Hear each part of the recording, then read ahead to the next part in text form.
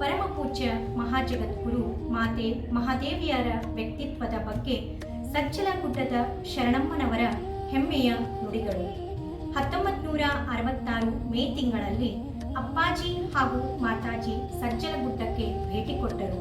ಮಾತಾಜಿಯವರು ಶರಣಮ್ಮ ತಾಯಿಯವರಿಗೆ ನಮಸ್ಕರಿಸಿ ಎದುರಿಗೆ ಕುಳಿತುಕೊಂಡಾಗ ಒಂದು ಕ್ಷಣ ಮಾತಾಜಿಯವರ ಮುಖವನ್ನು ನೋಡಿ ಹೇಳುತ್ತಾರೆ, ಕಾಯ ಕಿರಿದಾದರೂ ಮನ ಮುಪ್ಪಾಗಿದೆ. ದೇಹ ಹೆಣ್ಣಿನ ರೂಪ ಹೊತ್ತರೂ ಒಳಗೆ ಧೀಮಂತ ಪುರುಷನ ಗುಣಗಳು ತುಂಬಿವೆ. ಅಕ್ಕನ ಚಿಕ್ಕಳೆ ಮುಖದ ಮೇಲೆ ಕಾಣುತ್ತಿದೆ. ಒಂದು ಅಮೂಲ್ಯ ಗುರಿಯನ್ನು ಸಾಧಿಸಲು ಬಂದಿದ್ದಾರೆ. ಆ ಗುರಿಯನ್ನು ಸಾಧಿಸಿಯೇ ಸಾಧಿಸುತ್ತಾರೆ. ಜಗದ ನಿಂದೆಯನ್ನು ಗ್ರಹಿಸುತ್ತಾರೆ. ಜಗತ್ತಿಗೆ ಬೆಳಕನ್ನು ಕೊಡುತ್ತಾರೆ. ಹಿಡಿದ ಪಥಕ್ಕೆ ಚ್ಯುತಿ ತರದಿರುವ ಧೀಮಂತಿಕೆಯನ್ನು ಹೊಂದಿದ್ದಾರೆ. ಮೂಢ ನಂಬಿಕೆಯ ವಿರುದ್ಧ ಪೆನ್ನು ಪ್ರವಚನವೆಂಬ ಖಡ್ಗವನ್ನು ಹಿಡಿದಿದ್ದಾರೆ.